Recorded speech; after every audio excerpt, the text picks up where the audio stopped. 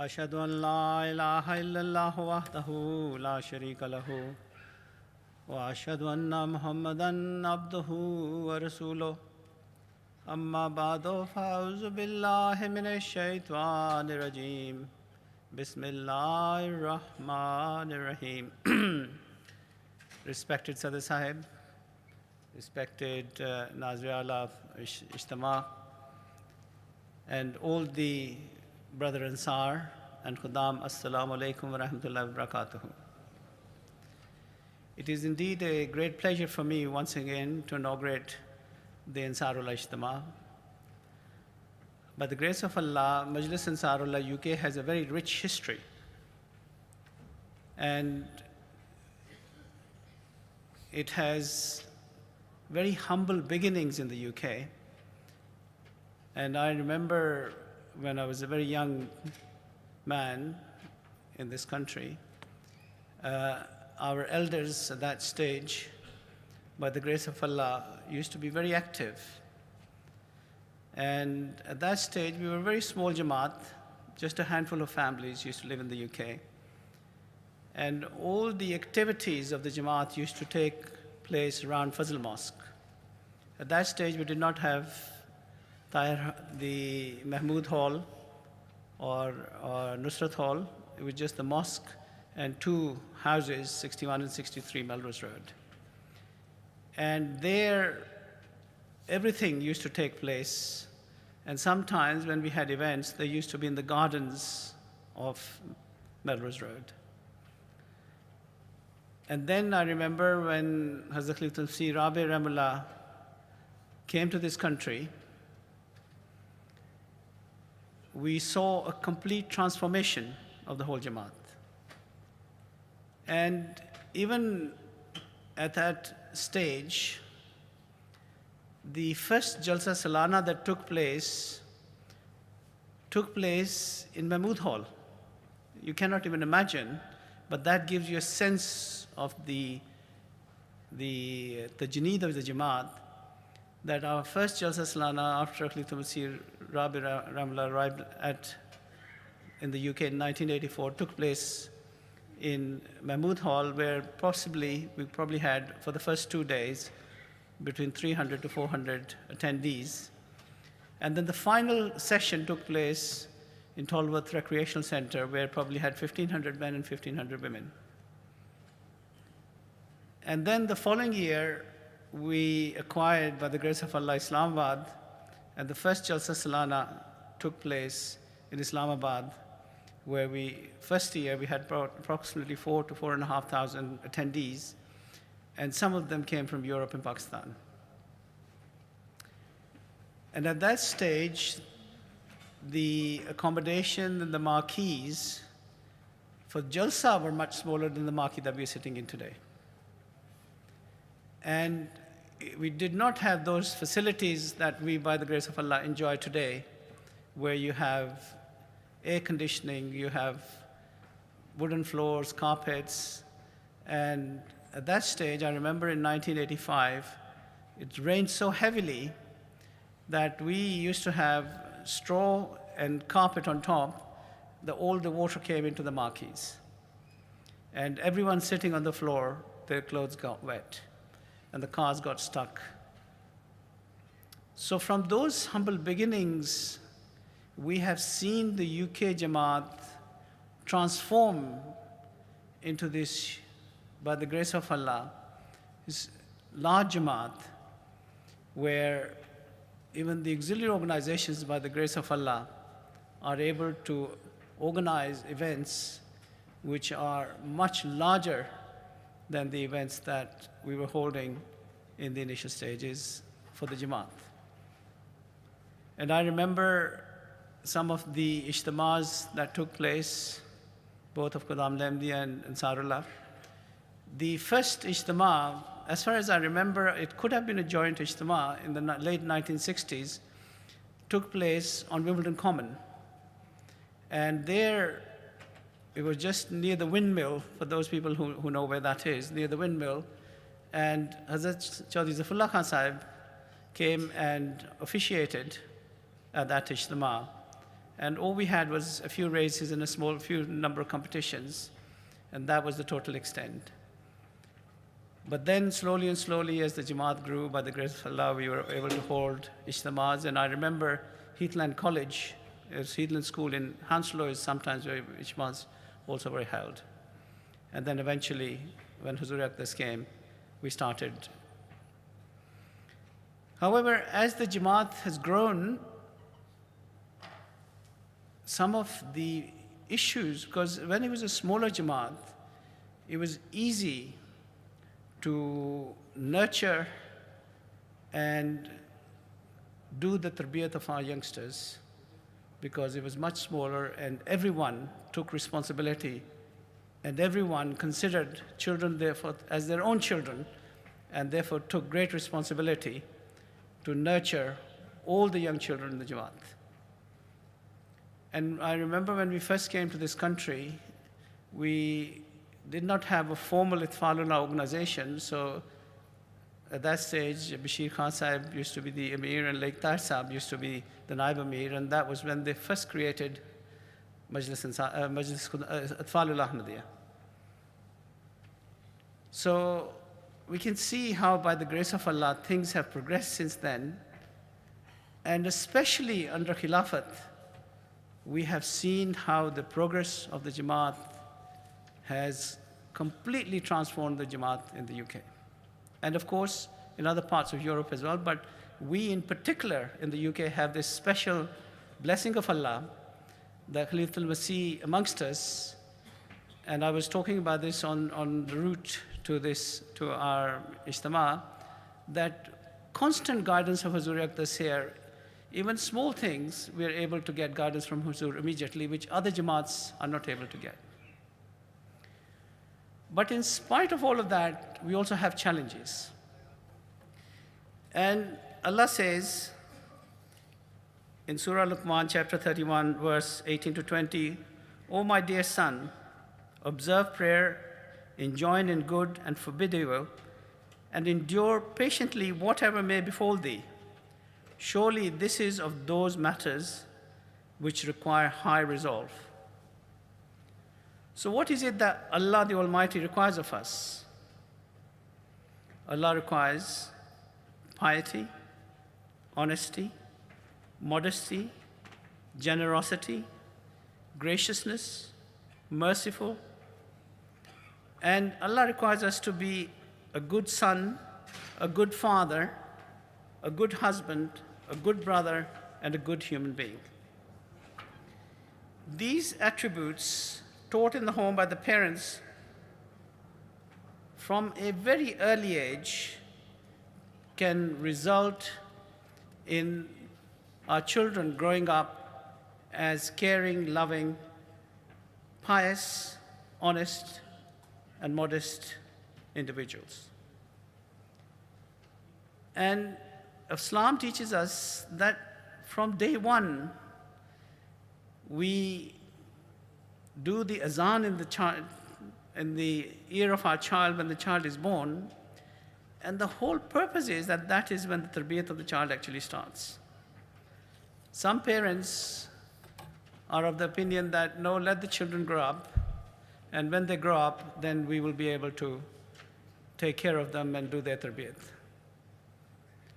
But tarbiyat has to start from day one, and it has to start in the home. It cannot be the mosque or the Jamaat or any other organization that will do the tarbiyat of the children. It has to be in the home. But in order for us to undertake that tarbiyat, we have to set the example of piety, generosity, merciful, and all of those qualities in our own character. If we are not able to set that example personally, then we will not be able to teach our children anything at all. Now the thing is that in Pakistan or Muslim countries, children have the advantage that from a very early age, even in schools, although I know at this moment in Pakistan, we as a Jamaat, we have issues and we have problems, but even then, we are growing up in in an environment where children grow up in an Islamic environment. And they will pick up things from a very early age, whether it is school, whether it is at home, whether it is in the general public.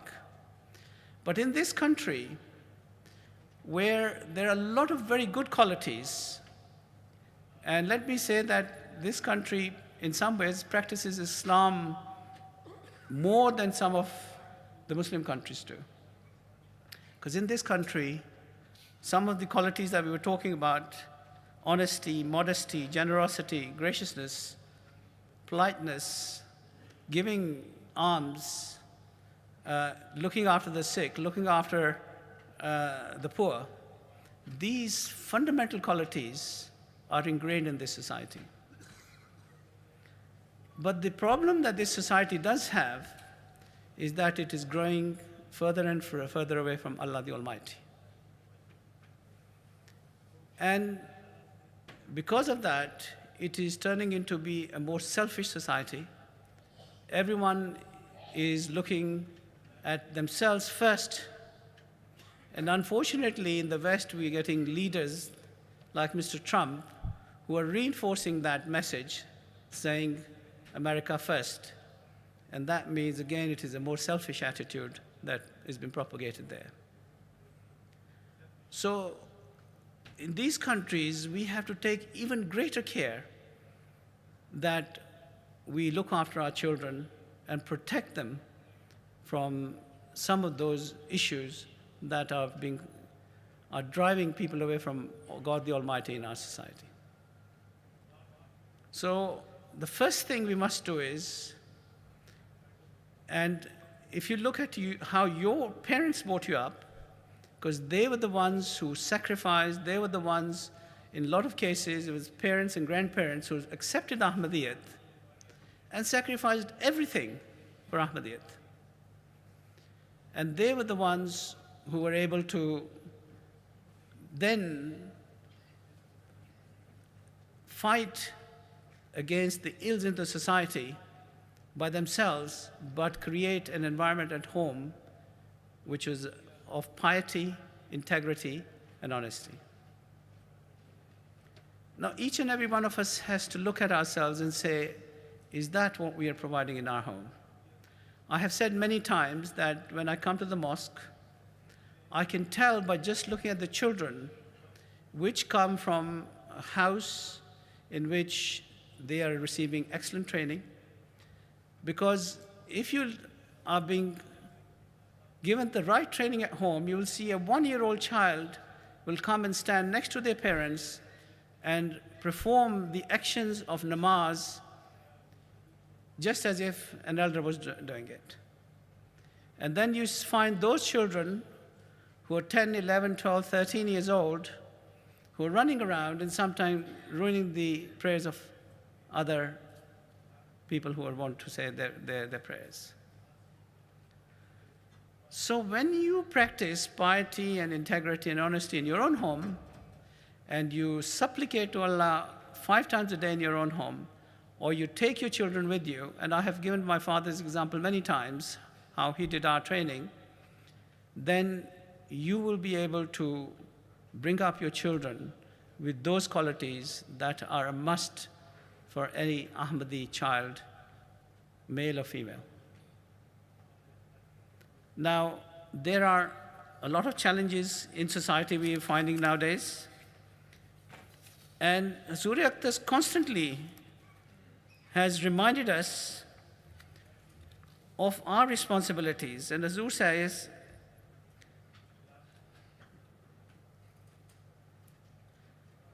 that it is the Ahmadi Muslim youth who will be the means of leading others towards success and true freedom.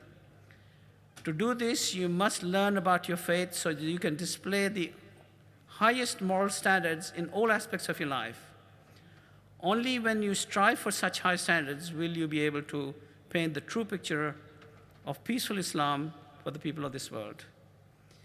If you are able to improve and reform yourself, it will not only benefit you, but it will also be a means of serving your nation and society in which you live. So, how do we achieve this? I think the first thing, we are living in a society where there's a lot of Islamophobia, and children sometimes are embarrassed to call themselves Muslims. And unless you know your faith inside out, and you have your connection with Allah the Almighty, and you have the love of Allah the Almighty in your heart, you will not have that character that you can go up and hold your head high in society and defend your faith. Not only are we fighting the society, but also we are fighting the Muslims in this country who are also pointing fingers at us as being kafir and murtad.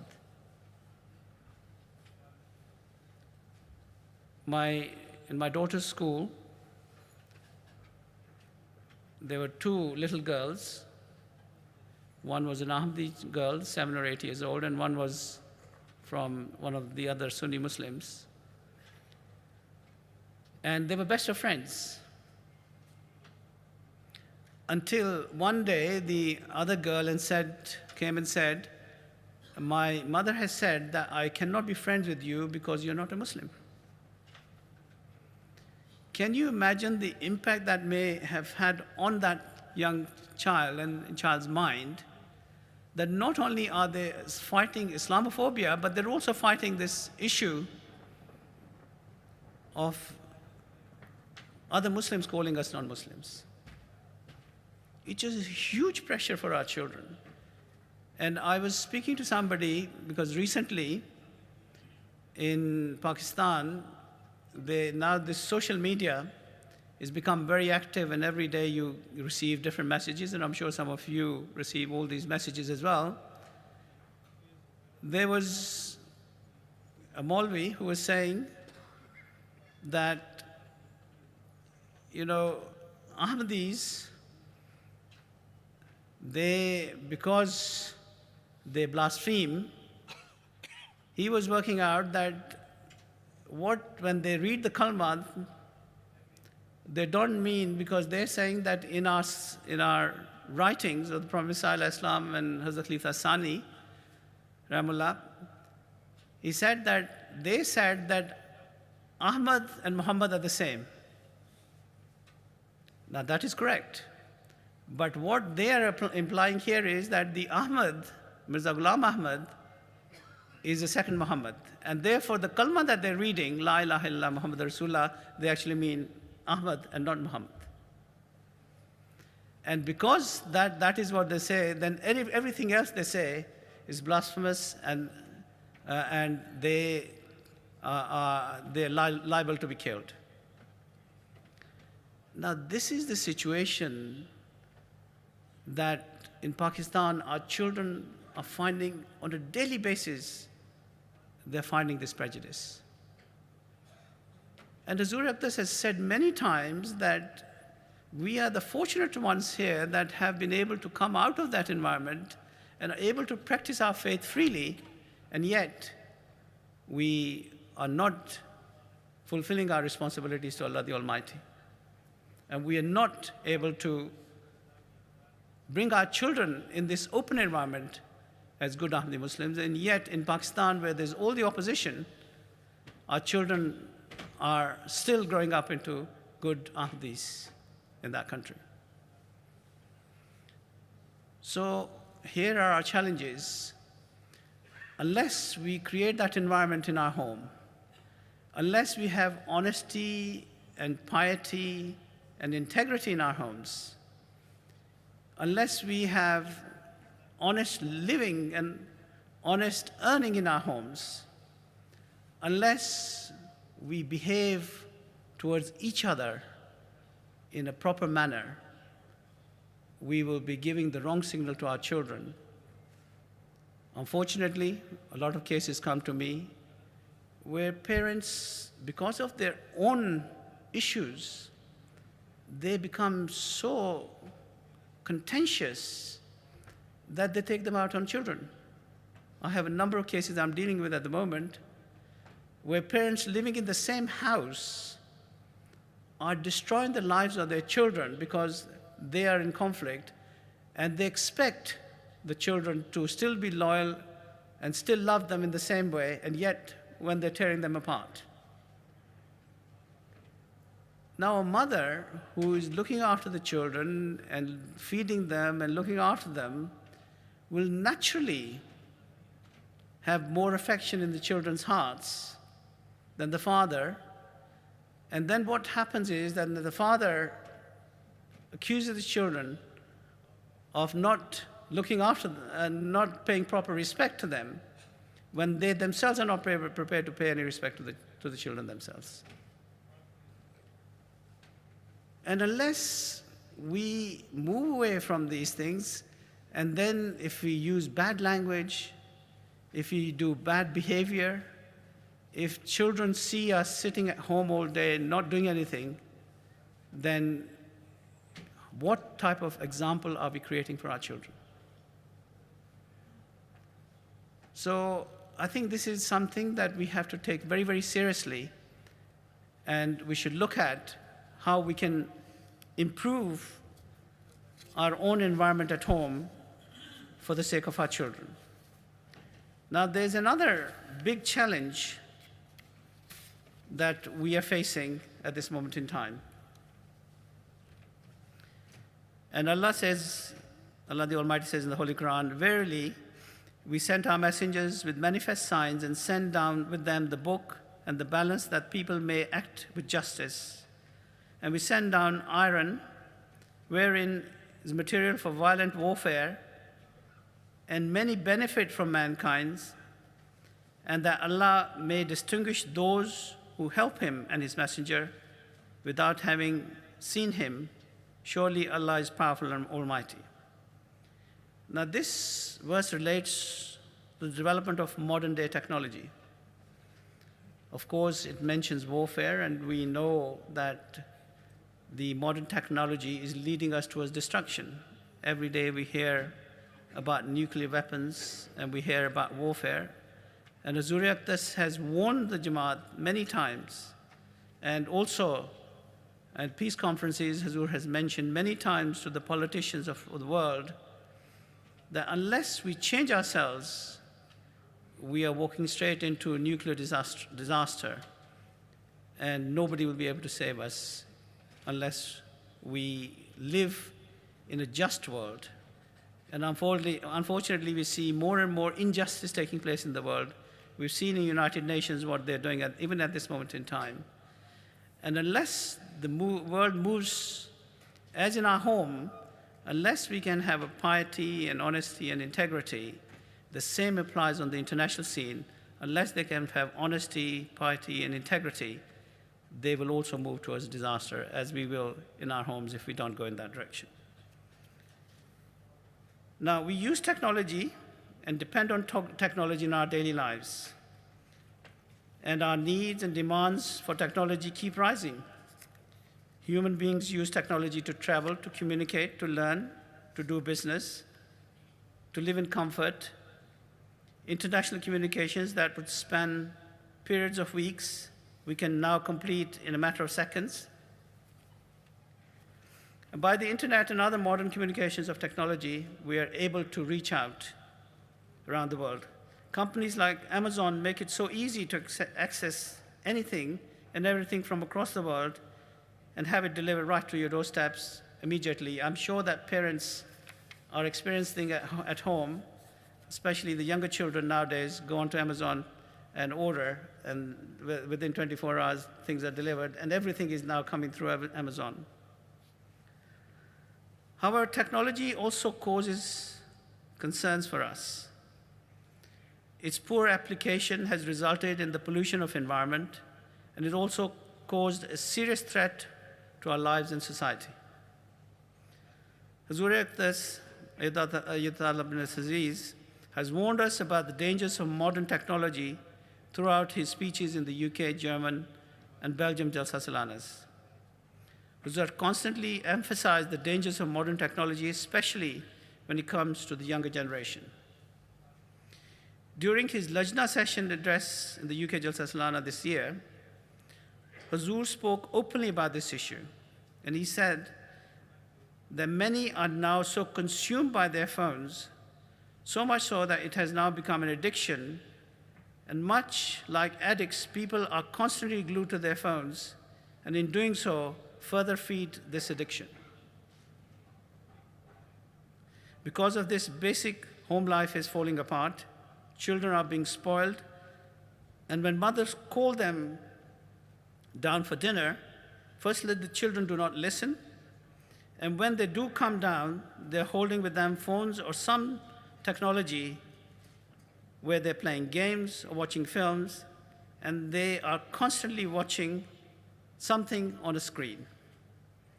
Some children do not focus on their education, so mothers have become worrisome. Now, this technology was there to help us. It has a lot of positives, but be very careful because there are a huge number of dangers in this technology. And those people who are inventing this technology and developing it, let me tell you what they think. Well, Facebook creator Mark Zuckerberg has openly stated that he will not let his daughter open a Facebook account until at least she is 13 years old. And after the birth of his second daughter, August, Facebook founder and father of two, Mark Zuckerberg, posted an open letter to his newborn child, urging her to make time to go and play outside. And he says, "You will be busy when you're older, so I hope that you will take time to smell the flowers and will put leaves that you want into your own bucket." And he's wrote to his wife, Priscilla Chan, that they should exercise this discipline in their home. Similarly, the excessive use of technology is something that even the giants are aware of. In 2007, Bill Gates, the former CEO of Microsoft, implemented a cap on the screen time when his daughter started developing an unhealthy attachment to video games. He also didn't let his children get cell phones until they turned 14. And today, the average age of a child getting their first iPhone is 10. Steve Jobs, who was the CEO of Apple until his death in 2012, revealed in a 2011 New York Times interview that he prohibited his kids from using the newly released iPad. We limit how much technology our children use at home. So you can see the three major developers of modern technology are prohibiting their own children from using it. And yet, they are encouraging everybody else to make more and more use of it. And our children are becoming addicted to this. In their book, Screen Schooled, educators Joe Clement and Matt Miles mention what is it these wealthy tech executives know about their own products that the consumer doesn't. The authors wrote, "The answer, according to a growing body of evidence, is the addictive power of digital technology." And Hazur has mentioned this in his khutbah at Jalsa Salana. The constant reliance on modern technology is having a major impact on people's general social skills. An article in the Huffington Post raised this issue and presented the question, can children these days handle spontaneous social interaction? Now, I'm sure that you will see in your own homes those children who are spending a lot of time on, and it is said that if you're spending more than 6 hours in front of a screen, then you're addicted. It doesn't matter whether you're a child, whether you're an adult, whoever, if you're spending 6 hours a day on front of a screen, you're an addict. And you will see in your own homes, look at your own homes. Is that happening? Are your children constantly going from one screen to another, whether it's going from TV to a laptop to an iPhone? Collectively, see how much time they're spending on it. And the damage that this is doing to their health is innumerable. Because what it is doing is that the emotional energy that they have is being consumed by this technology. So they're becoming emotionally bankrupt. And you will see that when you try and take them, and this was who was mentioning, when they're called down for dinner, they bring their iPhones with them. But you will see that if you try and interfere, you will find there is a very sharp reaction. They will be upset when they've been asked to come off those iPhones or screens. Because they go so much into it that it is having a change in their brain that is affecting the way they think. And as a result of this, what is happening is that although computers were brought in to assist us, but it is taking away some of our emotions away from us. And to the degree that our children are, as it mentions in that research, that they are lacking social skills. They can't talk to each other.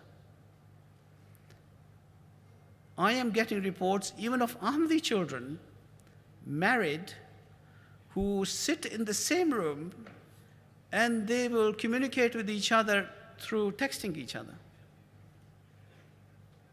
not speaking to each other. So this technology is doing permanent damage that even we don't know yet. And at the moment, there is not enough research how much other damage it is doing to our health. And the fact that children want to stay indoors and play these games, and nowadays more and more companies are encouraging them, and parents are giving them money so that they can go and buy more games, more storage, more whatever, and they are, without the parents' knowledge, they are doing more and more damage to their own health. Now, there is a lot of research. Last year, a British neuroscientist warned that the internet may be rewiring our brains and leading to attention deficit. Attention deficit hyperactivity disorder is also known as Rohn's list of concern, in addition to the possibility that children are growing up more detached from people, as I mentioned earlier. As children, parents are attached more and more to technology, they are detaching from each other. And we know as a species we need to connect. And he said we really pack animals and we need to connect with other human beings. That's just a fact for any living organism. It doesn't do well when it's on its own. So the danger here is that unless we manage this technology, it is going to hurt us both in terms of our emotions, our interaction, our social skills, and our children will lose their social skills and they will not be able to interact with each other, which will cause some of the issues and problems that we're finding now. And that is then being translated in their homes. We're finding that in the homes, because of lack of communication, marriages break up. In Germany, the children came out in protest recently against their parents spending too much time on technology. There was a huge march past in one of the towns there, protesting that their parents were spending too much time on their screens and not paying attention to them. And in our homes, we have to look. Everyone is on WhatsApp nowadays, and there's all this media explosion. You know, everyone loves, and you see people sitting in restaurants, and you see people sitting even in the mosque sometime, watching their screens. I refuse my children to have anything on the dinner table. They're restricted the amount of time they can spend on it. And you have to watch that in their bedrooms, when they go into the bedrooms, they don't take these screens with them. Because in the middle of the night, they could be watching. And also, the other thing that is happening is that some of the people are nurturing and bullying these children without the knowledge of the parents. And sometimes the children can do stupid things which will, for the rest of their lives, will harm them. So I think this is something that we have to watch very carefully.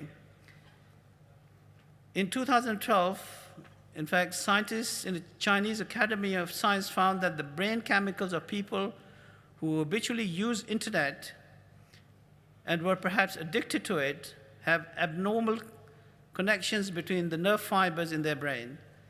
These changes are similar to those to other sorts of addicts, including alcohol. So there is actually a physical disformity in your brain when you're addicted to this. In China, they say that there were 24 million children who become addicts to this technology. And in order to deal with this, they have had to send children into the army to try and reform them back into normal human beings. So I think we as a Jamaat, we have to be very careful, because our children are being exposed to the same media. Our children are being exposed to the same level of damage that is happening to other children. And not only children, also the parents. They are being exposed.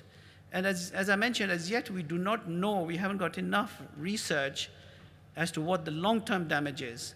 But I'll read you one report that recently has been published. In CMH Sialkot 9 patients of eye, brain, and cancer have been received in the last 2 months. A seminar was held in CMH Lahore in this regard. According to the investigation, 64% increase in cancer patients has been noted. The reason is excessive use of mobile phones and laptops. Youngsters and kids are main affectees.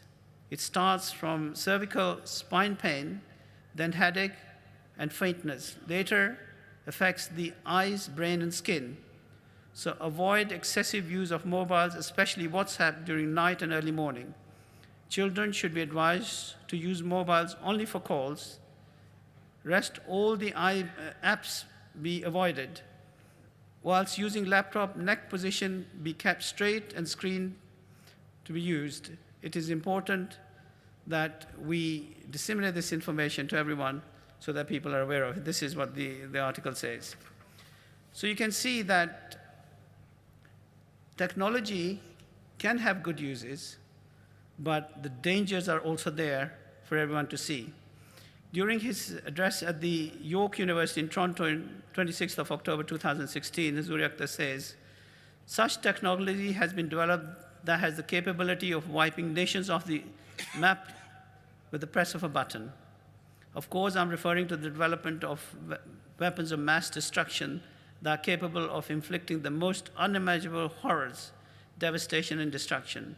Such weapons are being produced that have the potential to destroy not only civilization today, but also leave behind a legacy of misery for generations to come.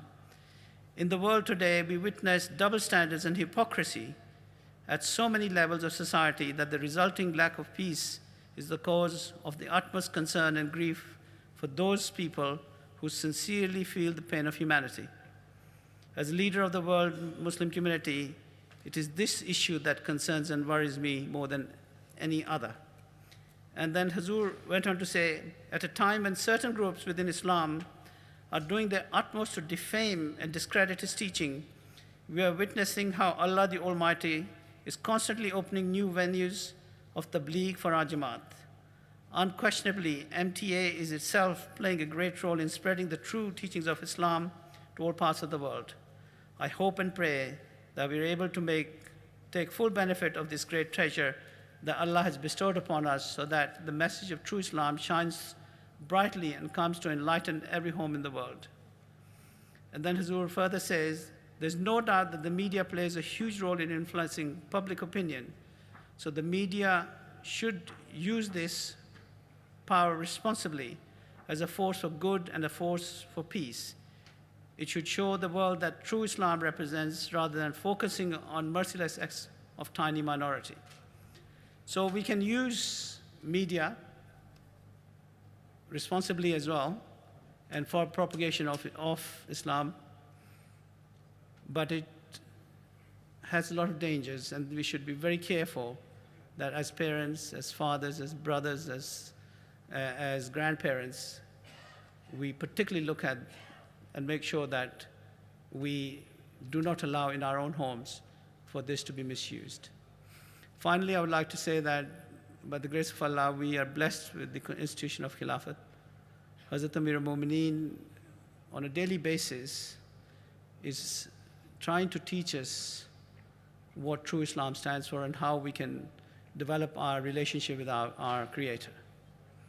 And he continuously tells us that the best way to do that is through supplication to Allah the Almighty. And he continuously reminds all of us, particularly the office bearers, that congregational prayers is the most important way we can develop that relationship with Allah the Almighty. So my message is that we should make sure that in our homes we constantly listen to Huzur's Friday sermons and act upon every word of advice that he gives us, because his primary purpose is to lead us towards piety, to lead us towards honesty, to lead us towards integrity, and have pious lives that when we go to Allah the Almighty, we can say that, yes, we tried our best to be good human beings when we were on this earth. Finally, I'd request special prayers. Allah has blessed us with the institution of Khilafat. Therefore, it makes it incumbent upon us that we should pray for the good health, long life of Hazrat Amir al-Mu'mineen and his family. May Allah continue to bless us with this institution so we receive Allah's blessing through this great institution. May Allah bless you all. Will you please join me in silent prayer?